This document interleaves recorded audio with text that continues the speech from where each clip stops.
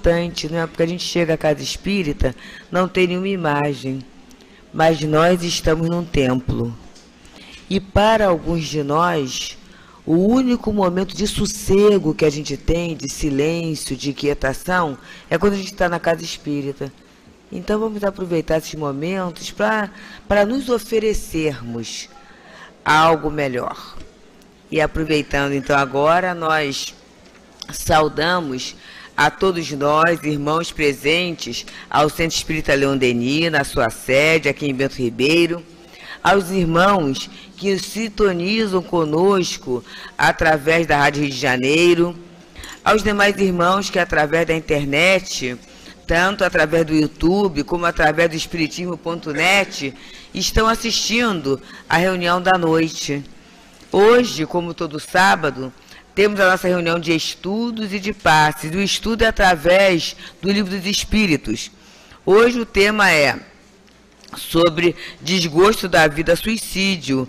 É a parte 4ª, capítulo 1º, penas e gozos terrestres, questões de 943 a 957, que será feito pela nossa Maristela Santos.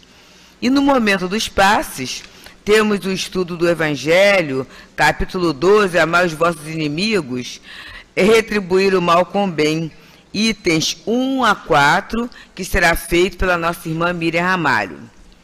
Todos nós aqui presentes ao Leon Denis recebemos uma página que o título é Suicidas. Essa página está no livro Escrínio de Luz, autoria Emmanuel, psicografado por Francisco Cândido Xavier. E Emmanuel nos diz assim: não condenes as vítimas da loucura e do sofrimento que se retiram do mundo pelas portas do suicídio. Ninguém lhes viu talvez a luta insana. E não sabes até que ponto sorveram o veneno da angústia na taça de fel. Faze silêncio diante dos que caíram no paroxismo da desesperação e da dor. Na batalha do mundo, quantos despem o manto da carne, roídos no âmago da alma pelas chagas de aflitivas desilusões? Quantos procuram fugir ao nevoeiro do vale, arrojando-se às trevas do despenhadeiro cruel, e pedindo a paz do Senhor para os que descem à sombra da rendição antes do triunfo, ora também pelos que armam as garras da treva contra si próprios, no pelourinho da maldade e da calúnia, pelos que perturbam o caminho alheio, aniquilando a própria existência, pelos que rendem culto à perversidade, consumindo-se na ilusão de que destrói o próximo, pelos que se afogam no charco da viciação, pelos que se entregam à inércia e pelos que percebem e chicoteiam os semelhantes, cavando para si mesmos o túmulo de lodo em que hão de perecer. Saibamos utilizar dificuldades na sublimação do nosso futuro. A terra é um santuário de regeneração e de esperança, para quanto lhe abraçam as lições com ânimo forte, consciente da misericórdia em que se fundamenta a divina justiça. Dores, aflições, provas e desencantos representam o material educativo do tempo em que nos asilamos, à procura de fortaleza moral e de créditos imprescindíveis à continuidade de nossa viagem para Deus. Não te confies ao cansaço ou ao desalento na solução dos problemas que te afligem à marcha. Renova-te na fé viva e no trabalho constante, inspirando-te na excelsitude do sol que te acompanha a cada manhã, prometendo de cada noite o esplendor de um outro dia, que raiará sempre mais belo. Caminha para diante, regozija-te com o sofrimento que te ajusta as contas e abençoe os obstáculos que te fazem mais experiente e mais nobre. E unido à tarefa que o Senhor te confiou, qualquer que ela seja, aprendendo e servindo, amando e lutando na construção do bem infinito, encontrarás, mesmo na terra, o manancial da vida abundante que te alimentará o coração na conquista da vida imperecível. E, envolvidos por esse precioso estímulo que Emmanuel envia a todos nós, vamos fazer uma prece que marcará o início dos estudos na nossa casa. Deus, Pai de todos nós, Jesus, amigo inconfundível, amigos espirituais, diretores da nossa casa, estamos reunidos, todos nós reunidos, em torno de um tema tão delicado que a doutrina espírita, com certeza, acenderá luz no nosso entendimento, esperança e bom ânimo nos nossos corações. E nós vos rogamos, que as nossas queridas Maristela e Miriam sejam abençoadas, para que as palavras sejam remédio para as dores que todos nós carregamos. Particularmente, na noite de hoje, lembramos-vos de vós, Maria de Nazaré, mãe de todos nós. Mãe de todos nós, compartilhado pelo imenso amor de Jesus, para que possamos ter um trabalho de muito aproveitamento, de muito bom ânimo, de muita valorização da existência. E assim, Deus, Pai querido, Jesus, mestre de todos nós, Allan Kardec, Leon Denis e demais diretores da nossa casa, nós vos rogamos a bênção de darmos por iniciada a nossa reunião de estudos e de passes da noite de hoje. Que assim seja. Bem, hoje temos um estudo que é bem extenso, né? O Kardec, ele fez bastantes considerações e questões, mas nós leremos apenas 2 perguntas e um trecho do comentário. Desgosto da vida, suicídio. Questão 943. De onde provém o desgosto da vida que se apodera de alguns indivíduos sem motivos plausíveis? Efeito da ociosidade, da falta de fé e, frequentemente, da saciedade. Para aquele que exerce suas faculdades com um fim útil e de acordo com as suas aptidões naturais, o trabalho nada tem de árido e a vida passa mais rapidamente. Suporta-lhe as vicissitudes com tanto mais paciência e resignação, porquanto há de ter em vista a felicidade mais sólida e mais durável que o espera. Agora a questão 957, é a nossa última. Em geral, quais são as consequências do suicídio relativamente ao estado de espírito? As consequências do suicídio são muito diversas, respondem os espíritos, não apenas fixas, e, em todos os casos, são sempre relativas às causas que o produziram. Mas existe uma consequência a qual o suicídio não pode escapar, é o desapontamento. De resto, a sorte não é a mesma para todos, depende das circunstâncias.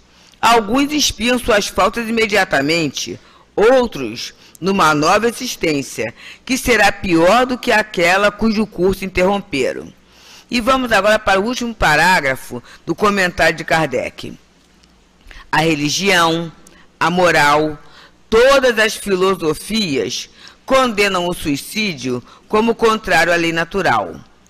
Todas nos dizem, em princípio, que ninguém tem o direito de abreviar voluntariamente a sua vida. Mas por que não temos esse direito? Por que não somos livres para pôr um termo aos nossos sofrimentos? Estava reservado ao Espiritismo demonstrar, pelo exemplo dos que sucumbiram, que não se trata apenas de uma falta representativa de infração a uma lei moral, consideração de pouco peso para alguns indivíduos, mas de um ato estúpido, visto que nada se ganha com ele, Longe disso. Não é a teoria que ele nos ensina, são os fatos que nos patenteia. Então, nesse momento, com muito carinho e alegria, vamos passar a palavra para a nossa Maristela, rogando a Jesus que a inspire e abençoe. Boa noite a todos. Que Jesus sempre nos envolva, a todos nós, nessas vibrações de carinho e de desejo sincero de algo levarmos em nossos corações de tudo isso que estudamos, que lemos e que numa casa espírita tão querida como essa nos oferece nessa presente reencarnação. Como a companheira Deusa falou, é um tema que iremos tratar com muito cuidado sempre com muita delicadeza, porque estamos falando de um assunto de muita dor, que causa um impacto na vida de muitas outras pessoas sempre. E com respeito, porque lembramos sempre de Paulo de Tarso, quando diz, aquele que está em pé, olha e não caia. Porque cair é muito fácil, gente. Né? Então, é o respeito daquele que não se conhece ainda. Eu falo por mim. Às vezes a gente não se conhece profundamente e a gente tem que respeitar o companheiro em todas essas situações que nós aqui iremos abordar hoje. Falar de suicídio, primeiramente, nós sabemos que é um ato pelo qual o indivíduo, voluntariamente, né, ele encurta a sua própria vida. Isso é uma definição que nós chamamos uma definição geral. Nós sabemos que no Brasil houve um aumento de 12% do caso de suicídio. 12%. São 10 mil casos ano. E principalmente entre jovens. Isso é um problema de saúde pública. Nós temos que começar a tratar algumas coisas como saúde pública. Sem medo, sem preconceito, vencendo mitos. Isso é saúde. O que está acontecendo? Isso acontece em diversas classes sociais, pelos mais diferentes motivos. Depressão, problemas de relacionamento, problemas com filhos, solidão, problema financeiro, desemprego, enfim, a desesperança, a descrença. Então, as variáveis são várias, como é variável mesmo, são várias. A gente pode, né, perceber o que está acontecendo e começar a nos questionar. Então, nós buscamos, primeiramente, nós vamos lembrar do seguinte, que o suicídio não acontece de uma hora para outra, não é alguma coisa assim que aconteceu. Ele vem dando, né, o suicida ele vem dando falas, ele vem apresentando comportamentos. E nós precisamos aprender a ouvir. Ouvir o que o outro está falando. Porque às vezes a gente começa a subestimar a aflição do outro. E sai dizendo coisa que a gente não sabe. Dizendo assim, isso aí é falta de namorado. Isso aí é falta de que fazer, de lavar uma roupa, isso é falta de trabalho, isso é falta de acordar cedo. Subestimando a dor alheia. Esquecendo que se isso aconteceu e podia ser evitado, onde é que nós estávamos nesse momento? Porque, olha só, alguém pode falar assim, mas o que eu tenho com isso? Tenho sim. Suicida, ele afeta uma vida em volta dele de inúmeras pessoas que são envolvidas por aquele ato. E nós nos questionamos sim, nós estamos aqui em grupo. Quando um cai, quando um, de alguma maneira, se perde, todos nós caímos juntos. Onde foi que eu estava que eu não reparei o sofrimento do meu companheiro? Que eu subestimei aquilo ali? Será que não é momento da gente aprender a lembrar o que realmente importa, que é conversarmos mais, olho no olho, feedback, né? A gente sair um pouco dessas redes aí e conversar com o outro. E conversar aprendendo a ouvir mais, sem tentar adivinhar o que o outro vai falar, sem tentar ensinar o outro como mestre. Ouvir quieto e com amor. Falar com respeito com o outro pela dor que o outro passa. E não subestimando. É quando a gente fala assim, vamos falar com um pouco mais, né, de respeito com o outro. Porque quando a gente começa a pensar dessa maneira, a gente estimula o outro a fazer o quê? A buscar ajuda. Todos nós precisamos aprender a buscar ajuda, mas nem todos sabem. Pelo índice do suicídio, nós sabemos que o maior número ocorre nos homens de suicídios. As mulheres possuem estatisticamente o maior índice de tentativas, mas os homens de óbito. Por quê? Comecei a pesquisar por quê, né? Interessante. E o homem, em que situação geralmente que se encontra o suicida? Pela solidão. São os viúvos, divorciados, passaram por uma doença. O homem, ele tem uma questão do gênero, né? Que a sociedade, de uma certa maneira, colocou e se foi colocando que o homem, que gênero é esse que fica representado, de personalidade? É o camarada que é forte, que não chora, né? É aquele que está acostumado a sofrer mesmo, calado, o homem que é homem.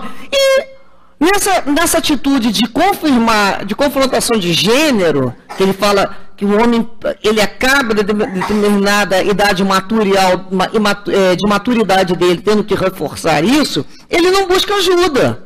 Ele acha que ele sozinho vai dar conta. Já a mulher, ela tem uma rede social maior, ela tem laços mais fortalecidos. Ela sai para conversar com uma outra amiga, ela chora mesmo, ela fala pra caramba, ela bota para fora, ela fala do filho, ela fala do marido, ela vai falando. E nisso ela vai buscando também ajuda, porque alguém já fala, alguém já conversa. Fulano, vai buscar um grupo, né? Vai buscar uma ajuda, vai procurar um médico. A mulher também não tem muita essa vergonha, ela busca mais socorro. O homem, se você falar, vai buscar uma terapia, vai buscar, às vezes é preciso remédio, é preciso falar com um psiquiatra. Às vezes nós não damos conta daquilo sozinhos, às vezes é um processo químico. Às vezes a gente vive um processo químico de questões hormonais dentro do corpo, que não adianta ter força não, isso é igual óculos, se eu não botar óculos eu não leio. Não adianta, não é vontade não tem vontade que faça eu ler isso aqui sem óculos, mas tu te vai aprendendo a conviver com o próprio organismo que necessita de ajuda. E às vezes é uma fase que o organismo está precisando. Então, a questão do socorro, né, é muito importante a gente estimular que o outro busque o socorro, e não é numa frente só. Então a gente fala para o outro, olha, vai buscar uma terapia, vai buscar um psiquiatra, vai ver se está precisando, vai fazer um exame para ver se está precisando de uma ajuda na área química, de uma medicação, vai no centro espírita, né? Vamos vir aqui também, vamos orar, vamos buscar essa força. O grupo é mais forte. A gente sempre fala, juntos nós somos mais fortes. Por isso nós estamos aqui em grupo. Por isso nós oramos em grupo. É a força do feixe. Nós sozinhos não suportamos a tempestade. Não precisamos do companheiro para segurar a nossa mão. Não é que ele vai segurar a gente, mas é para segurar a nossa mão e dizer, eu estou contigo. Vamos embora nessa viagem. É muito importante você sentir a mão do companheiro do teu lado te apoiando. Nós também vamos lembrar que nós precisamos saber usar, hoje em dia, cada vez mais, positivamente, toda a tecnologia que nos foi colocada à disposição. E a gente questiona, a gente está sabendo utilizar dessa tecnologia? Então nós temos aí, né, a televisão, o rádio, o jornal, revista, a internet, que hoje é a segunda mídia mais utilizada. A primeira ainda continua como a televisão. E nós precisamos ocupar esses espaços de uma forma positiva. Precisamos aprender a ocupar esse espaço. Por isso que a gente tem que ocupar. A gente lembra do espírita, principalmente, ele tem que ocupar espaço, sim. Porque nós temos uma repercussão aí, né, principalmente entre os jovens. Jovens, quando a gente fala, não é só da idade, né, as próprias mentes mais juvenis, que se deixam envolver por uma série, né, de conteúdos mal direcionados, e que nós sabemos da repercussão negativa que está causando nos nossos jovens, nas nossas crianças. Nós sabemos de séries de televisão muito mal orientadas, como nós sabemos, né, de fóruns virtuais que estão ensinando o quê? Técnicas de suicídio. Assim como jogos. Quem não foi que não ouviu o jogo da baleia azul, onde o último passo é a criatura se suicidar? Então, antigamente, a gente achava que o filho estava no quarto, ele estava num lugar seguro. Gente, quarto não é mais lugar seguro. Alguém que está trancado no quarto muito tempo, diante de um computador, se é menor de idade, o responsável pelo menor tem a obrigação de tomar conta que aquilo ali é o mundo. Nós não deixamos nossos filhos soltos na rua em qualquer horário, não é? A gente se preocupa onde é que você estava, que hora você volta, com quem que você estava. Olha, infelizmente tem outra história, mas pelo menos a gente procura saber. A internet é da mesma maneira sair no mundo. Que aquilo ali é um acesso para tudo que se busca. O que se está buscando? Então a gente tem que ser realmente se responsabilizar junto com os filhos. Que tipos de buscas estão sendo feitas ali? O que a gente está buscando ali? Tem coisas, conteúdos excelentes. Então, nós estamos aqui alertando que é uma mídia, como toda outra, que precisa ter o cuidado do responsável, sim. E da mesma maneira que os espíritas precisamos ocupar toda essa possibilidade de comunicação que nos for oferecida de forma, né, a gente fala, positivamente. Lembrar também, né, que às vezes a gente fala muito do adolescente, que a gente fala assim, se é coisa da aborrecência. Nem tudo é aborrecência, não. Muitas vezes o jovem está lidando com uma dor, com uma situação que ele não sabe. Ele não sabe lidar com aquele problema. Ele tem medo de falar. Ele tem vergonha de contar, de enfrentar a dúvida que ele está vivendo. Se em casa ele não tem espaço afetivo para fazer essa busca e essa troca, onde é que ele vai fazer isso? A gente tem que pensar nisso, cada vez mais, porque há algum tempo atrás, nós reclamávamos, né? Os pais da gente reclamavam que a gente já comia com a televisão ligada às vezes, não era assim? Hoje as pessoas não se olham mais, está cada um no seu prato, que nem dá atenção mais à sua própria comida. Está lá com o seu aparelhinho. As pessoas se desconectaram para se conectar no mundo, mas se desconectaram do olhar do filho, do companheiro, da companheira. Né? A gente vai ter que começar a criar regras mesmo dentro de casa para ser utilizado, porque senão a convivência vai terminar. E é na convivência que a gente percebe o que o outro está falando calado. Que ele fala muito mais calado que falando. Que a gente olha para o outro e fala assim, não está bem. Está acontecendo alguma coisa. A gente conhece filho. Filho, a gente vai chegando ali, a gente vai, olha assim, o marido. A gente quando está antenado no outro, antenado, conectado no coração do outro, a gente percebe toda e qualquer o quê? Diferença que ele venha trazendo ali na sua vibração. A gente capta. A gente é igual aquela antenão assim que fica assim, ó, tem alguma coisa aqui no meu radar que está passando, está diferente. Então nós, né, cria-se lá um dia, né, hoje temos os meses, cada mês escolhe-se uma cor e se faz uma campanha. Então o mês de setembro, dia 10, é o mês que se escolhe de prevenção contra o suicídio. É o mês, né, amarelo, setembro amarelo, vem de amarelo. Setembro amarelo. Amarelo por quê? Porque é uma cor da vida, da alegria. É para falar para o outro, olha, é a alegria mesmo que eu estou querendo te levar. Estou querendo falar de vida, como o Leon Denis falava das flores, né, das sempre vivas, amarela. É a cor da luz. Então a gente tem que falar para o outro da alegria. Então nesse mês, quando é o mês de setembro, que é o mês da prevenção, é o mês que vai ocorrer a campanha maior, as escolas têm que conversar mais, os postos de saúde, e começar a tratar começar a fazer as perguntas certas, sem os preconceitos, vencendo aquelas coisas. Aí se falar em suicídio, fulano vai se suicidar, a gente vai terminar com esses mitos, isso é coisa, fator de ignorância, né? A gente tem que começar a enfrentar nossos problemas. Nós estamos passando pelo problema, vamos enfrentar o problema. Como é que a gente vai ter que abordar isso dentro de casa? Tem que conversar com os filhos sobre tudo. A gente não sabe que tipo de dor é aquele. Meu filho está passando por problemas aí, por uma situação, sabe que eu te posso ser útil? Vamos conversar, procura alguém da nossa... Se você não confia em mim, às vezes o filho não quer conversar com a mãe, com o pai, vai conversar com a sua tia, vai conversar com a sua prima, né? Você quer um profissional, você está precisando de uma ajuda maior. Então a gente oferecer ao outro um espaço para que ele vá se aproximando. E eu, na minha pesquisa, eu estava me lembrando, não sei lembrar de setembro, do amarelo, me veio na mente uma música, né? A letra eu vou fazer vocês lembrarem.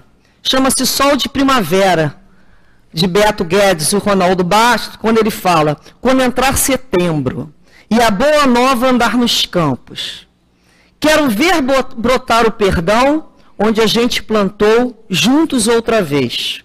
Já sonhamos juntos, semeando as canções no vento, quero ver crescer nossa voz no que falta sonhar.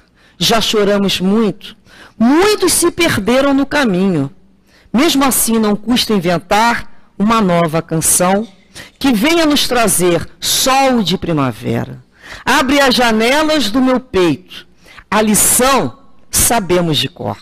Só nos resta aprender. Realmente essa lição só nos resta aprender. E é a estação da primavera que nos representa como a esperança, né? Florir novamente, com a boa nova que chega dos campos.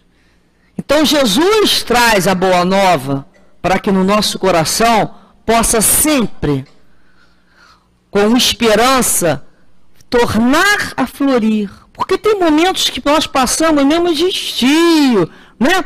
Momentos de dor, momentos de tempestade, momentos de friagem, do inverno da alma, das angústias. Mas depois tudo passa, tudo sempre passa. Depois o que nos vem? A primavera. Lembrando que a vida prossegue, que o sol vai voltar, que a vida vai se perpetuar, como sempre se perpetuou, linda, cheirosa, nos convidando a quê? A correr pelos campos. Então, se nós falássemos do suicídio, sem falarmos na doutrina espírita, falaríamos de número, falaríamos de estatística, mas a doutrina espírita traz o tema de maneira a não somente esclarecer, mas principalmente para consolar. A doutrina espírita ela é esclarecedora e consoladora, porque esclarecer, nós já somos bem esclarecidos, não é mesmo? A maioria de nós somos criaturas já bem esclarecidas. Mas existem momentos que nós precisamos mesmo é do consolo. E o consolo é o Cristo, é Jesus que nos dá, que nos oferece. Nós não somos consolo para ninguém, sabemos bem disso, mas nós somos capazes de relembrar ao outro as palavras de Jesus, de demonstrar para o outro como aquele consolo das palavras do Cristo falaram fundo dentro da nossa alma. Então é quando nós buscamos pela doutrina espírita conhecer e multiplicar esse conhecimento quando falamos. Falar com o coração. Porque sabemos daquele remédio que tomamos e tão bem nos fez. E por isso temos o desejo sempre positivo de passar para o outro aquela receita que funcionou com a gente. Não é assim que a gente faz? Olha, eu usei isso aqui, isso aqui foi um bálsamo na minha alma naquele momento, né, de tanta angústia. Então, Kardec sempre se preocupou muito com esse tema do suicídio, né? Kardec se preocupa e vai abordar magistralmente, em toda a sua obra, ele de alguma maneira ele vai tocar sobre o suicídio. Mas nós escolhemos só alguns pontos para nós demonstrarmos aqui como que tanto as notas de Kardec, como o que ele buscou junto com o plano espiritual, foi tão preciso e atual se nós, né, aprendermos a buscar a lição e a compreender a lição, não só com a mente, mas também com o coração. Às vezes a gente fala assim, eu leio isso aqui, eu rezo, mas isso não me diz nada. A gente tem que pensar assim, eu estou buscando a lição com o coração? Porque quando a gente busca a lição com o coração, a lição nos responde com amor. Então tem que saber buscar a lição. De quem está buscando aquela lição ali?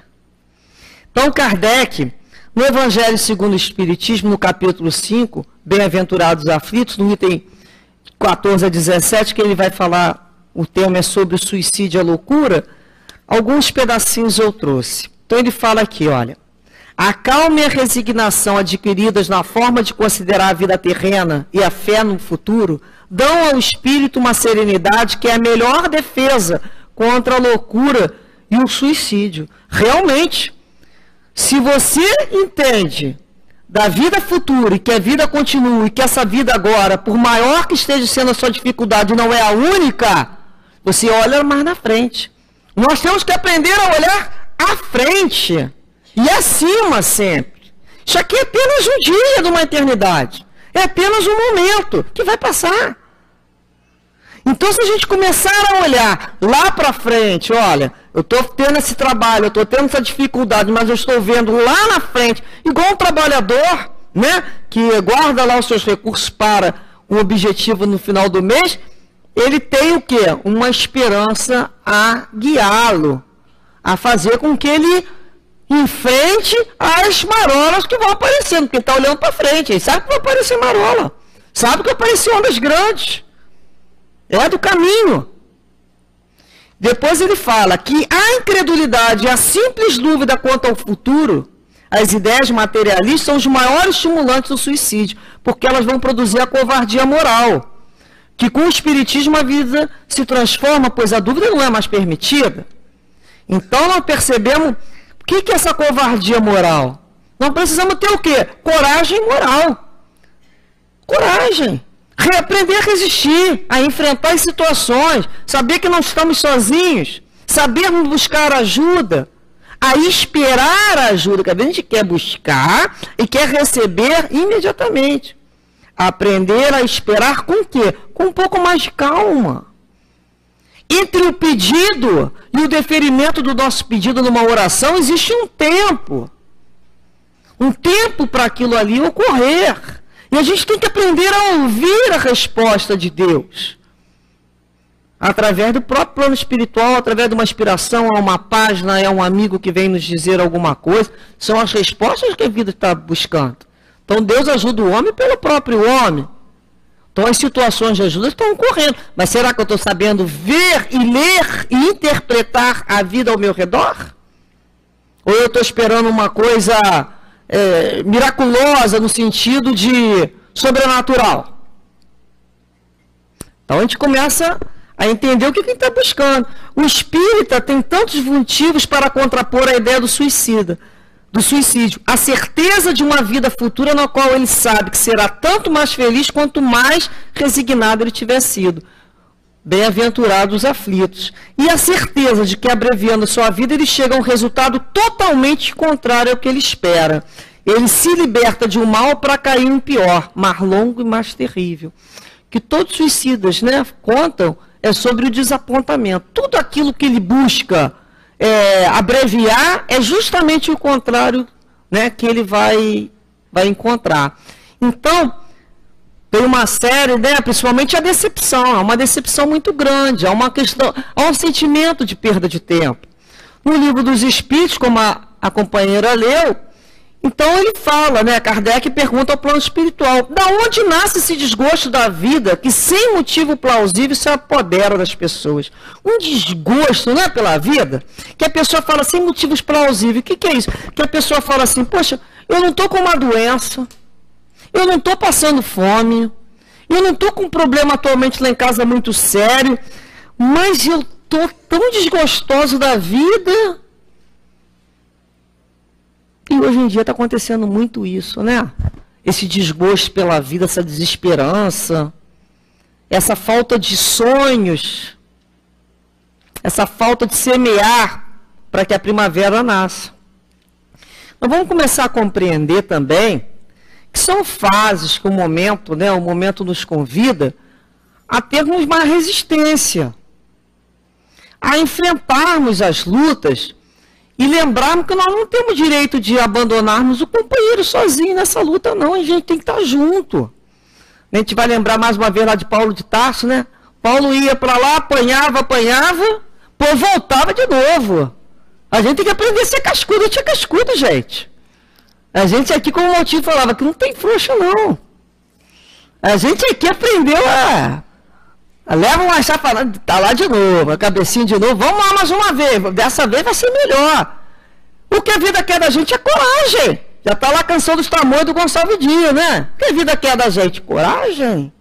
Coragem moral para resistir. Saber que tudo passa, que ontem foi pior, hoje já tá melhor. E assim vai levando, a gente chama caturrando, né? Vamos empurrando isso aí, ó. Não é hora de fazer inventário, não, é hora de passar. Vamos passar. E passar para o jovem é alegria. Porque está se passando tanta tristeza para os jovens, né? Tanta desesperança, que os camaradas já estão querendo puxar o sinal do ônibus para ir embora. Não pode ir embora não, por que vai levar isso? A gente já está na hora de ir embora. O jovem tem que assumir isso aqui.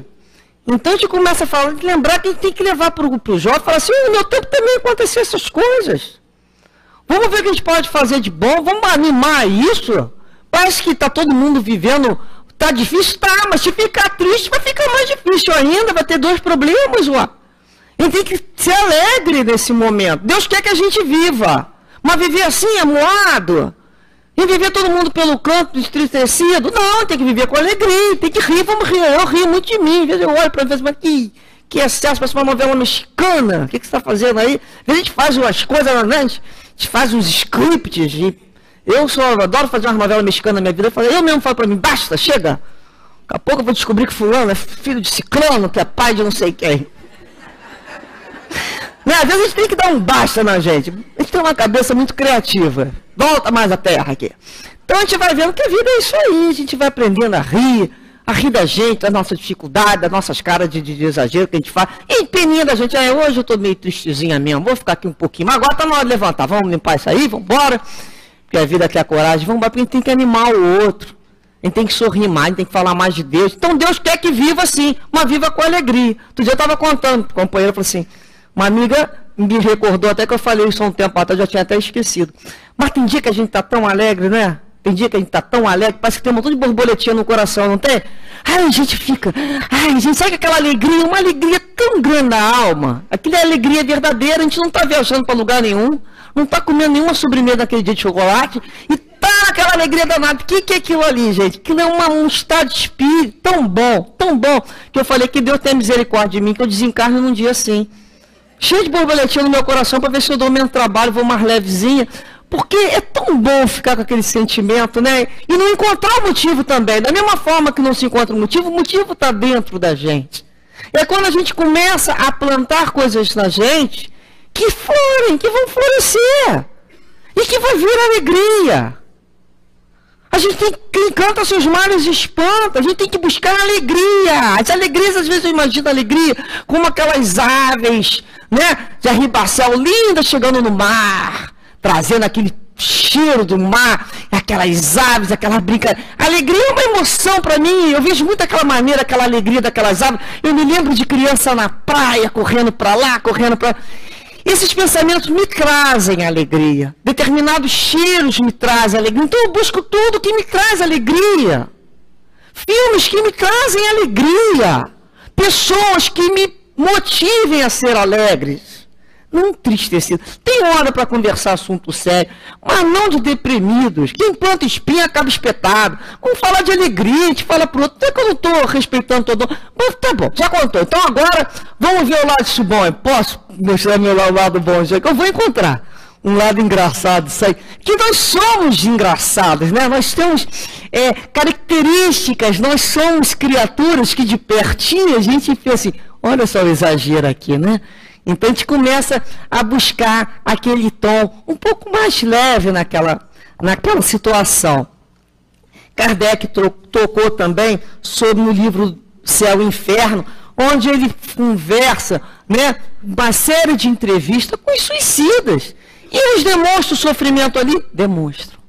Um grande sofrimento. Cada um por um motivo diferente, proporcional ao tipo de suicídio, ao tipo de situação, mas com uma característica em comum. O desapontamento. Todos falam a mesma coisa, um desapontamento. E a gente confirma isso, essa situação, na mesa, né, na mesa de socorro espiritual, na mesa de obsessão, no socorro espiritual, quando se conversa com os espíritos que já tenham cometido suicídio, nas mensagens que a gente lê, o que a gente repara nesses espíritos? A tristeza mesmo, é um sentimento diferente, de tempo perdido. É igual quando a gente está naquele dia de prova, né, no colégio, que a gente fala assim, cansei, pega a nossa mochila, une aqueles livros todos para bem longe, né, como se fosse possível, sai do colégio, dá um pulo em cima do muro e cai, e foge do colégio daquele dia. Depois chega em casa, não tem jeito mesmo. Vai ter trabalho, vai ter que limpar aqueles curativos, pulou, se machucou, vai ter que juntar aqueles livros tudo novamente, a mochila está rasgada, vai ter que repular o muro, vai ter que voltar para o colégio. E vai ter que sentar ali e fazer a sua prova. Perdeu tempo, essa sensação está doendo, vai ter que refazer agora doendo. A gente não faz umas bobagens dessas na vida? A gente faz assim. Né? A gente fala assim, por que eu fui fazer isso? Vai ter 2 trabalhos. Agora limpa tudo, você sujou, né? Às vezes tem umas crises, suja aquilo tudo, agora limpa e começa tudo de novo. Então é o que eles passam para todos nós, é essa sensação de tempo perdido, que não levou a nada. Só teve que recomeçar com um pouco mais de dor, mas vão recomeçar. Um pedaço que pararam. E encontramos em inúmeras literaturas da doutrina espírita, vários casos, mas lembramos hoje do Memórias do Suicida, né? Uma obra magistral, escrita pela querida Ivone Pereira, que foi uma psicografia, passada no Vale dos Suicidas, na colônia Maria de Nazaré, que é um hospital que recolhe esses espíritos. Então, todo esse livro é um livro com conteúdo muito profundo, muito bom, muito bom. Ali eu entendo que está toda a síntese da doutrina espírita, tudo se encontra ali, se a gente lê aquele livro. É um livro que eu termino de ler, eu retorno, eu vou, eu volto, porque é um livro que me fala fundo, porque é muito bonito, ele é bem escrito, em todos os sentidos, né? Então, é a história de Camilo Botelho, que vai narrar a sua vida depois que passou a ser recolhido como um gesto suicida, né? Dele e dos seus companheiros naquela situação. Então, são 4 companheiros, tem lá o Mário Sobral, tem o Jerônimo, tem o Belarmino Queiroz, tem o João de Azevedo e o próprio Camilo. Cada um viveu uma situação. Né? O Mário Sobral lá não aguentou, não suportou uma questão de amor, de paixão, a amante dele o traiu, ele não suportou, porque ele, apesar de ter abandonado a esposa e os filhos, mesmo assim, a amante tinha abandonado, ele não aguentou aquela paixão mal resolvida. Ele foi e cometeu o ato. Já o Jerônimo não suportou uma ruína comercial, um problema financeiro. Olhar para os amigos e dizer que perdeu tudo, ele era um homem muito rico, também não sucumbiu. O Belarmino foi uma doença, era tuberculose, ele era materialista, ele era discípulo de Augusto Conte, a mãe dele também. Na hora que ele ficou tuberculoso, ele pensou, ele é materialista, se só tem uma vida só, por que eu vou passar por essa doença? Por essa dor toda? Vou abreviar essa vida aqui. E suicidou. Ele foi até de todos os outros, ele não foi o mais coerente, porque os outros todos eram religiosos. Mas é o religioso sem a fé. né? O João, ele foi um vício. Ele se perdeu tudo no jogo. Perdeu inclusive a própria vida. E o Camilo, né? O protagonista da história, ele perdeu a visão. Perdeu os meios de subsistência, o orgulho, ele mesmo diz, foi o que alavancou o suicídio dele. O orgulho e o desânimo. Isso não é atual? Qual dessas histórias não é atual? Problema com amor, problema financeiro, problema com orgulho, problema com vício. Onde é que os problemas são novos? Essa história é contada, né? Foi passada lá, a história deles é 1800 e pouco. Desde que o mundo é mundo, ele passa por esses problemas. Passando por problemas. Agora, cada momento que o espírito vivencia um problema, em cada reencarnação, ele vai passando de uma forma diferente. Ele vai se tornando mais resistente. Ele vai passando pelos sofrimentos com uma outra visão. Né? No livro próprio do Dr. Herman fala que ele falando sobre Leon Denis, que Leon Denis que fala sobre a lei circular, sobre a questão dos sofrimentos. Então tem momento que a gente sofre porque lei de causa e efeito, que a gente fez o outro sofrer, depois a gente sofre com aqueles que a gente ensinou a fazer sofrer, a gente sofre junto com eles, dentro da nossa casa. Depois a gente sofre por aqueles que estão fazendo os outros sofrer. Então o sofrimento cada vez é um tipo de sofrimento. Sofrimento físico, sofrimento pessoal, sofrimento por empatia, sofrimento já por sede de justiça. São sofrimentos. São formas de sofrer diferentes. E o que esses 5 personagens têm em comum? Né? Do João de Azevedo, Jerônimo de Araújo, Belarmino de Queiroz, Mário Sobral e o Camilo Cândido Botelho. Falta de fé. É a falta de fé. Mesmo com a religião, o rótulo religioso que cada um trazia, eles não tinham aquela fé como a couraça, aquela confiança no Pai, que o respeito às leis do Pai. Porque como eu posso dizer que eu amo a Deus, que eu confio em Deus, se eu não respeito a obra, se eu não respeito a lei? Como? Eu amo a Deus, eu tenho que respeitar-lhe a obra? E não aborrecer-lhe a obra, contrariando-lhe, infringindo. Eu amo a minha mãe, eu respeito as ordens da casa dela, eu não vou infringir. Não é assim que a gente, quando ama o outro, a gente respeita. A gente acredita naquilo que o outro que nos passa.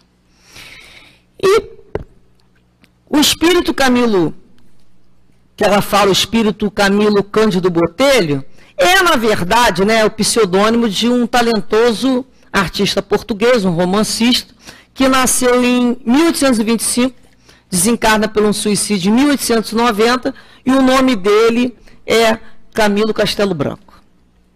Bem, Camilo Castelo Branco viveu nessa época, e a gente, quando ela tira ele de personagem, e a gente traz ele para um homem, ele para de ser uma ficção, e descobre que ele é um homem com as mesmas situações, com as mesmas dificuldades que a gente viveu ou vai viver de novo. Então ele tem, já desde pequenininho ele é órfão, muito cedo de mãe primeiro, logo após, uns anos depois, ele é órfão do pai, aí ele passa a ser criado lá por um outro parente, longe, uma vida difícil. Ele por si só também, ele era chegado, começou a fazer medicina em Portugal, em Lisboa, foi em Porto, desculpa. Depois ele era um homem de boemia, né? Era aqueles rapazes assim, boêmios, e já tinha casado, novinho já tinha casado, já se separado, já tinha casado de novo. E depois largou a medicina. Quando largou a medicina, resolveu entrar no seminário. Né? Geralmente são os extremos, assim, bastante boemia, que ser padre. Naquele ano que ele resolveu entrar no seminário, ele conheceu a Ana Plácido.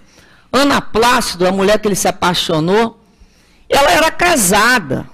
Imagina naquela época, né? O escândalo que foi tititi. Ela era casada com um comerciante muito rico, e eles tiveram um caso, né? O marido dela descobriu e denunciou por adultério. Naquela época, prisão. Os dois foram presos. Ela primeiro, porque ele fugiu. A mulher geralmente é mais corajosa, né? Depois ele voltou e se entregou na mesma cadeia que eles ficaram no Porto. Então, imagina naquela época, você ser preso por adultério. Olha a coragem dessa mulher. Aí depois, mas ele era conhecidíssimo como ele foi o primeiro escritor a viver de literatura. Ele foi o primeiro escritor português a viver de literatura. A novela dele, Amor de Perdição, que na realidade ele não escrevia de memória, ele falava, aliás, eu não escrevo de imaginação, eu escrevo de memória. Ele contava a história lá de um tio dele, tinha inúmeras histórias. Então, Amor de Perdição é uma novelona mesmo, é português, mas parece mexicano. É aquela novela que acontece de tudo. Então, foi um sucesso da época, ele era visitado pelo rei. O próprio nosso Dom Pedro II foi visitá-lo depois que saiu da cadeia.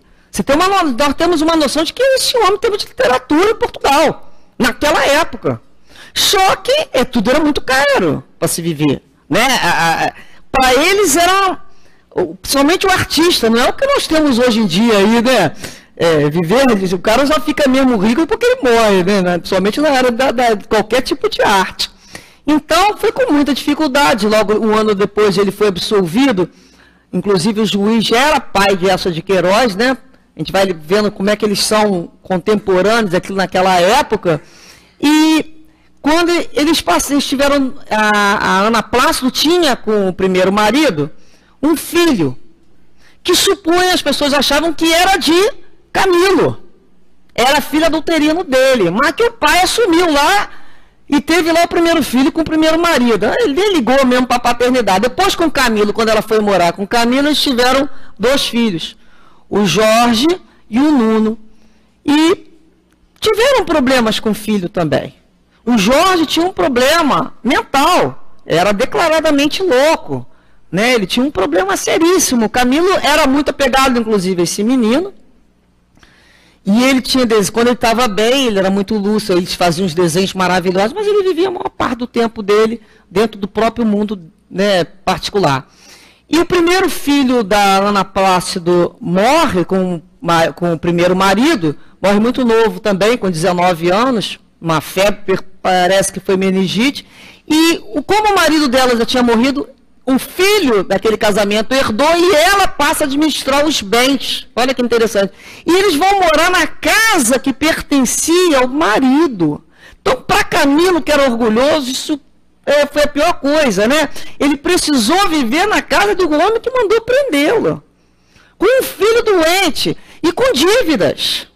Eles começaram a ter uma série de... Vocês imaginem a sociedade, naquela época, como é que devia tratá-los? Aquela família. Uma mulher que tinha sido presa. Uma mulher que tinha traído o marido. Em casa tinha um filho com doença mental. Vocês acham que era fácil? Naquela época? Não, né? Nem pouco, né? Se hoje não é, afrontar todas essas dificuldades sociais. Então, o outro filho era que chamam de história, né? Ele era um pródigo, era um esbanjador, não trabalhava, mesmo assim conseguiu casar bem, com uma moça, inclusive, muito bonita. Então, Camilo foi se desgostando de uma certa maneira, apesar de ser muito apaixonado pela Ana Plácido, ter muita preocupação com esse filho que tinha um problema mental.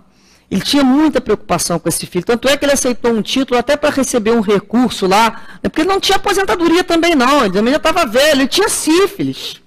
Aí começou a desenvolver uma série de outras doenças e foi perdendo a vista. E foi produzindo menos literatura e menos dinheiro entrando em casa. Então a gente começa a reparar que é atual. E ele precisava escrever. Só que ele começou a ficar incapacitado, até que ele descobriu, né, que a visão dele não retornaria mais, que foi definitiva, a cegueira dele seria definitiva, e ele ali não suportou, chega em casa e, sem a permissão, né, de Deus, ele encurta a própria vida na residência, justamente, que hoje funciona o Museu Camilo Castelo Branco, que é em Sede, na Vila Nova de Famalicão, em Braga, em Portugal. É uma casa amarela que eu tive graças a Deus, a oportunidade de conhecer. E mantém-se a estrutura muito... hoje, né, procuram manter muito como era a época de Camilo, porque essa casa foi reconstruída porque ela sofreu um incêndio, mas os móveis estavam resguardados em outros lugares. Então, hoje, esse museu, principalmente na vida cultural dos alunos, né, do segundo grau em Portugal, ele é muito visitado, porque é o livro obrigatório, né, de se ler, Amor de Perdição. Então, o Camilo é muito comentado. Então, a gente entra na casa dele, aquela casa amarela, em aquele local distante, até hoje, né, tudo muito distante, as outras casas, a igreja que ele frequentava. Então, você vê a cama, as questões da dificuldade de cegueira. Ele teve que vender parte da sua biblioteca para sobreviver.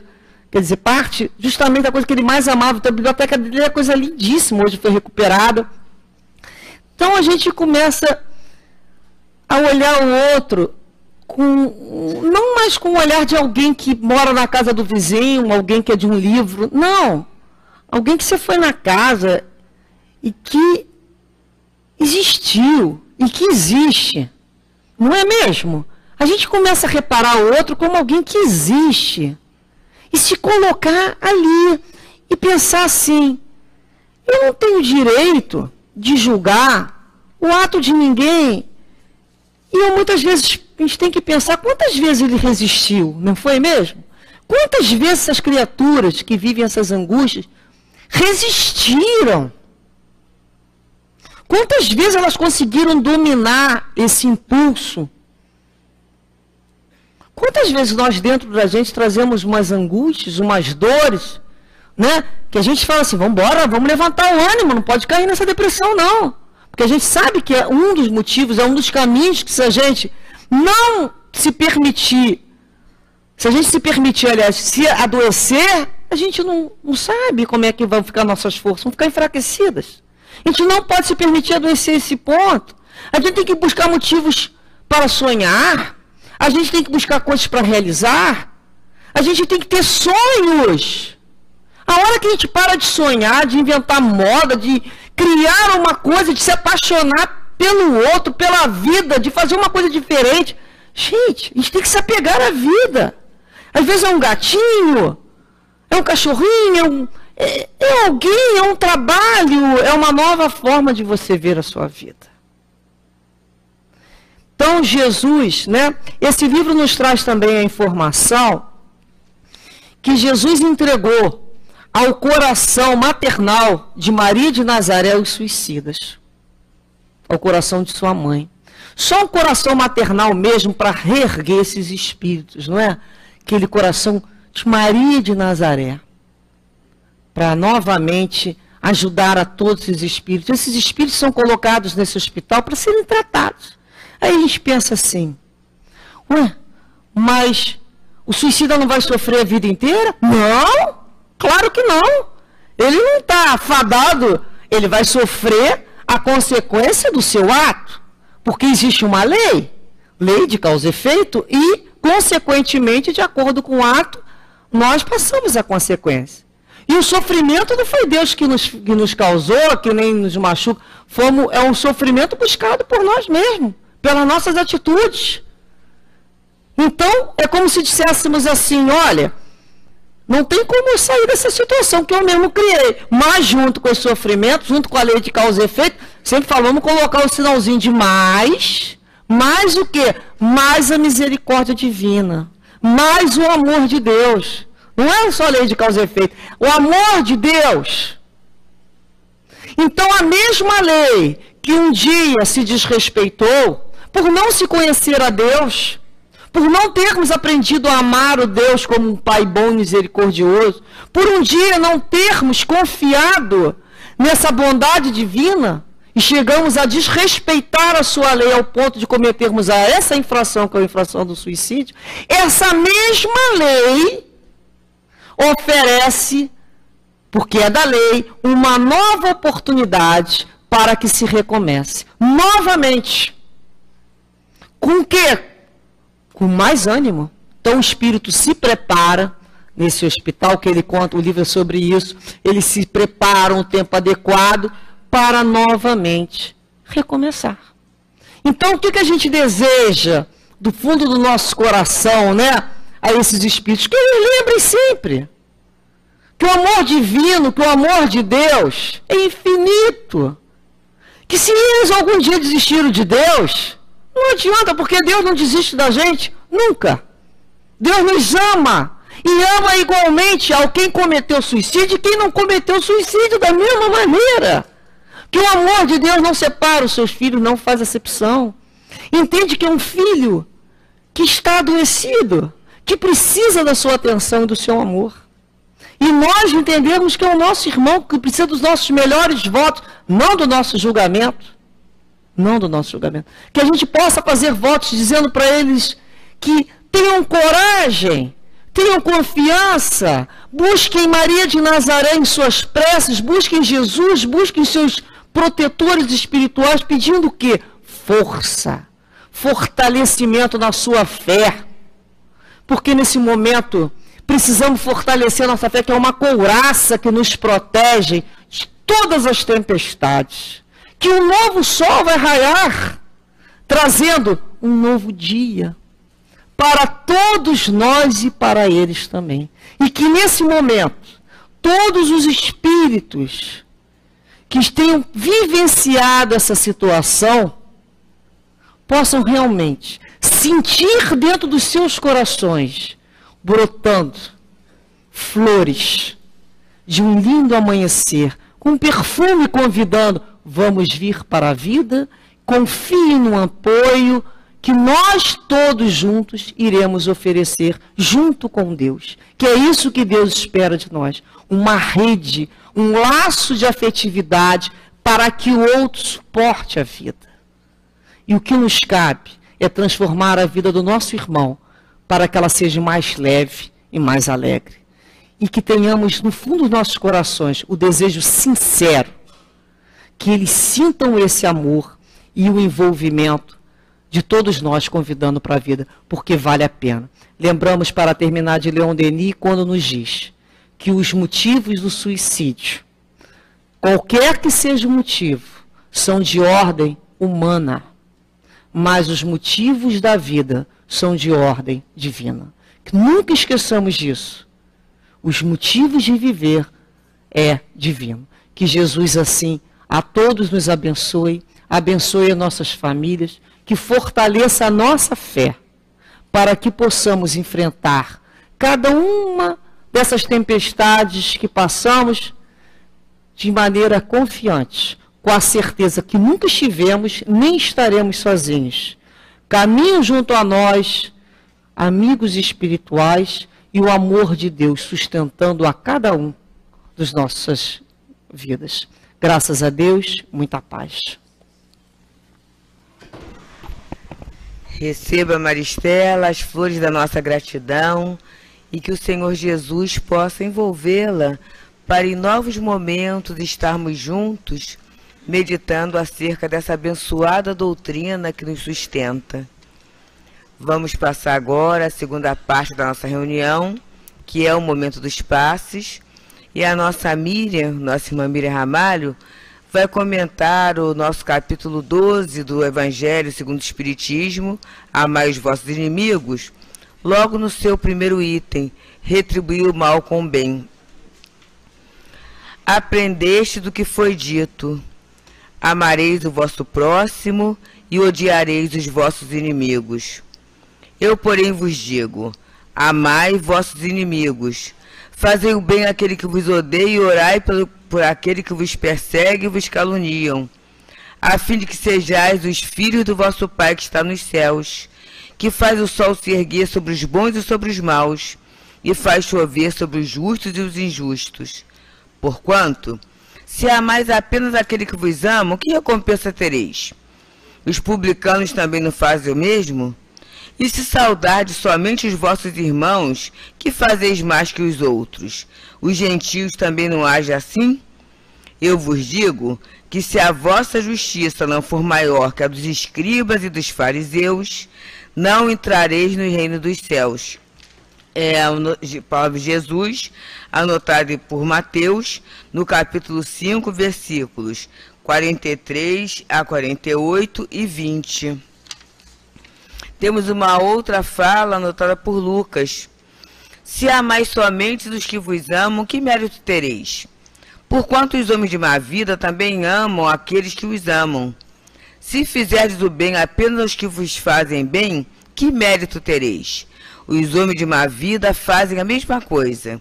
E se vós só emprestardes àqueles de quem esperais receber o mesmo favor, que mérito tereis? Os homens de má vida emprestam uns aos outros para receber a mesma vantagem. Quanto a vós, amai os vossos inimigos, fazei o bem a todos, e emprestai sem nada esperar. Então a vossa recompensa será grande, e sereis filhos do Altíssimo, porque Ele é bom para os ingratos, e mesmo para os maus. Sede, pois, misericordiosos, assim como o vosso Deus é misericordioso. E aí só um trechinho aqui. Se o amor ao próximo é o princípio da caridade, amar os inimigos é a sua aplicação sublime, porque essa virtude é uma das maiores vitórias alcançadas sobre o egoísmo e o orgulho. E agora, aqui no Centro Espírita Leon Denis, os médiuns irão se movimentar para o trabalho do passe. E nós que estamos em nossos lares ou pontos de origem, tenhamos a certeza que a espiritualidade também está se movimentando. Está se movimentando para oferecer a todos nós aquilo que nós necessitamos realmente. Que nós possamos, como disse a nossa amiga Maristela na palestra, fortalecer a nossa fé, fortalecer o nosso ânimo, ter a certeza de que o melhor estará sempre por vir. Aguardemos então.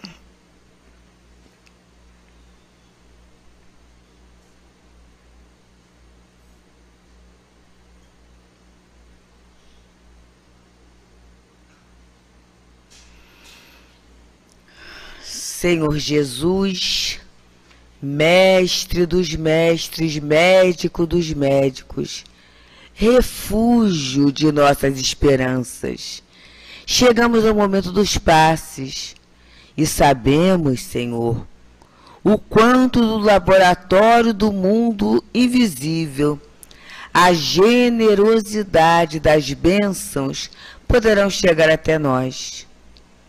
Por isto, amigo incomparável, nós rogamos ao teu coração, abençoa, Senhor, a este generoso momento, o momento dos passes. E assim que possa ser em teu nome, em nome da equipe de espíritos que trabalham e dirigem essa tarefa, mas sobretudo em nome de Deus, que possamos dar por iniciado o trabalho dos passes.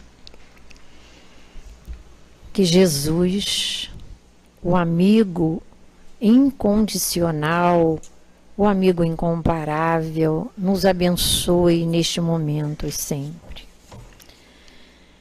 Amai os vossos inimigos.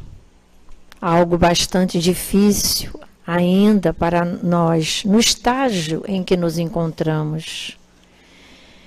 E no nosso item de hoje, retribuir o mal com o bem, que é algo que tem a ver com essa questão da inimizade.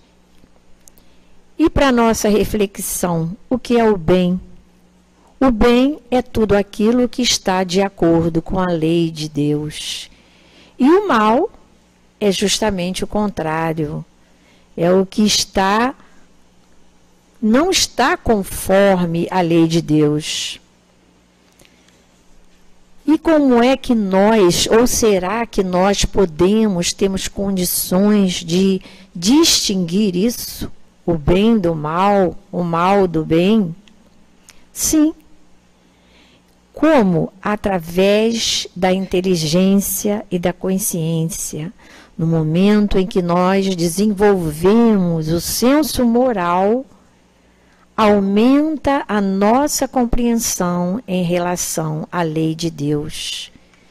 Lei essa que nós já aprendemos como espíritas, ou na doutrina espírita, que está na nossa consciência, mas que nos esquecemos muitas vezes, e os espíritos nos dizem que esquecemos por conta dos nossos maus instintos. Então, como é que vamos fazer para que isso não ocorra, para que isso não aconteça? É não fazer, exatamente como Jesus ensinou, nos colocarmos no lugar do outro, não fazer aquilo que não desejamos para o outro. Mas será que nós conseguimos fazer isso? O que é que nós fazemos? Muitas vezes fazemos o contrário. Como assim? Colocamos o outro no nosso lugar, porque dizemos, eu jamais faria isso.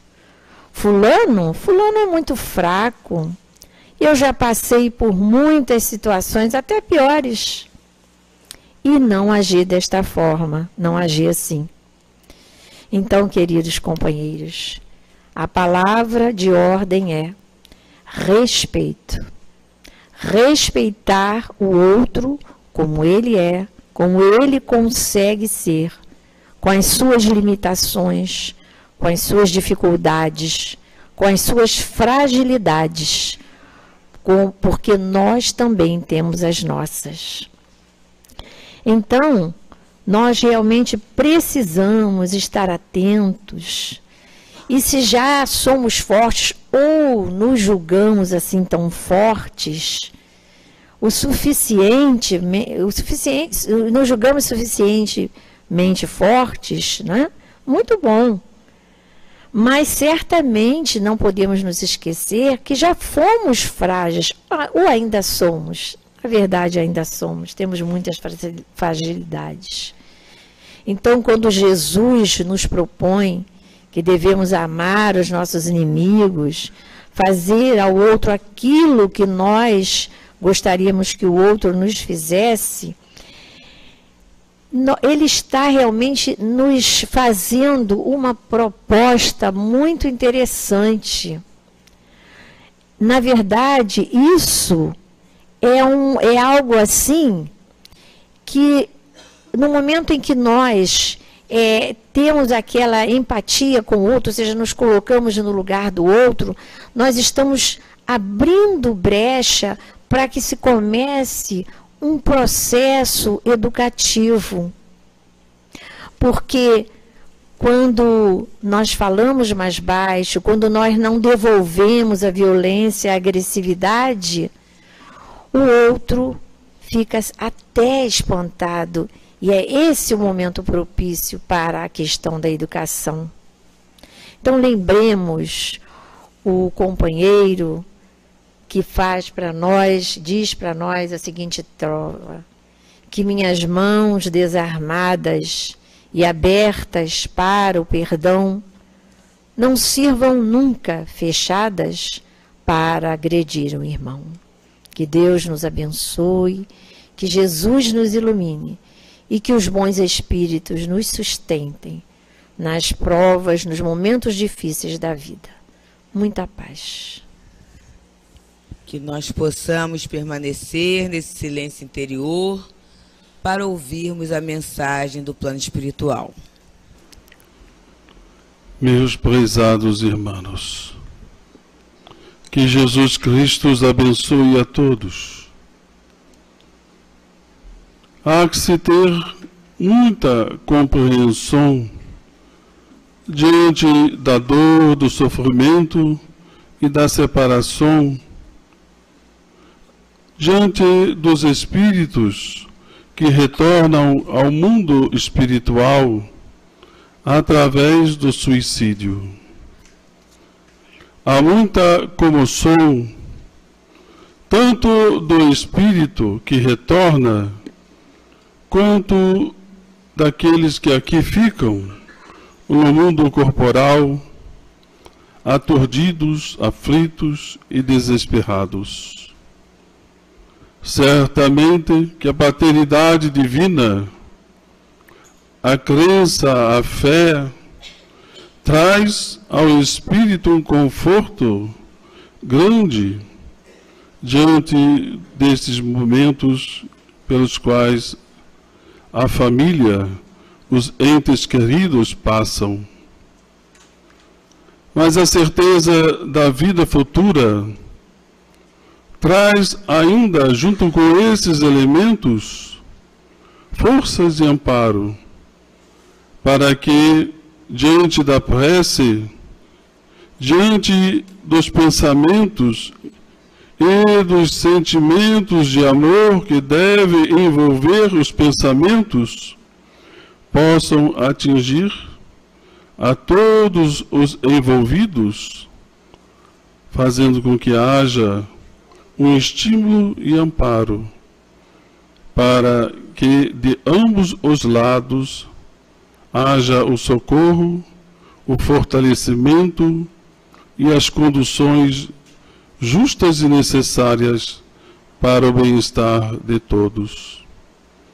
São nesses instantes, caros filhos, que devemos movimentar os nossos melhores sentimentos para fazer com que, no combate à dor e a esta desesperança, possa vir a vontade de fazer com que a vida prossiga.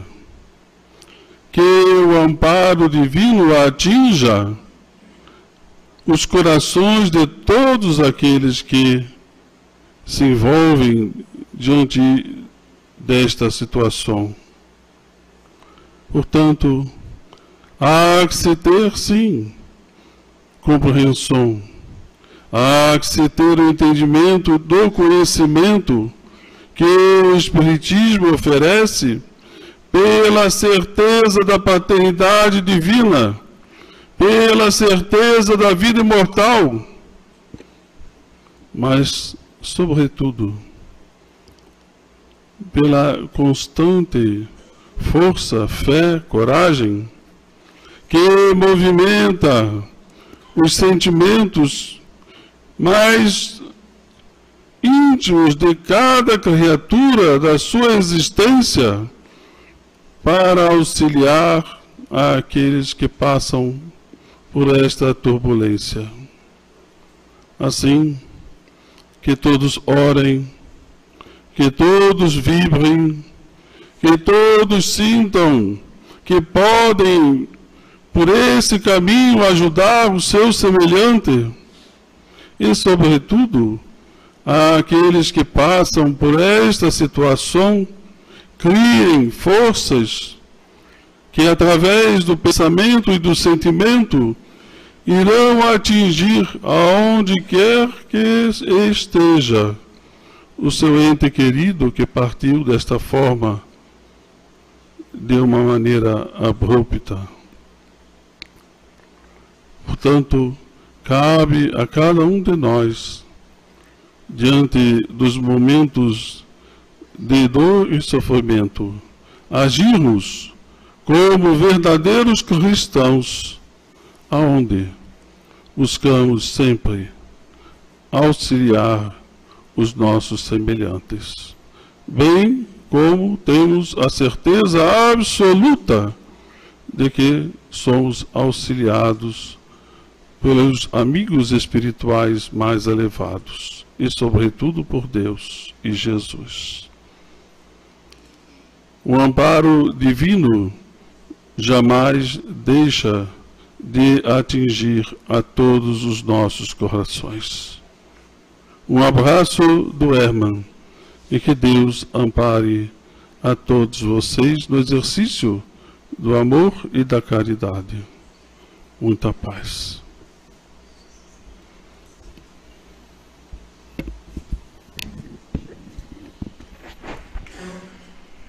Senhor meu Deus,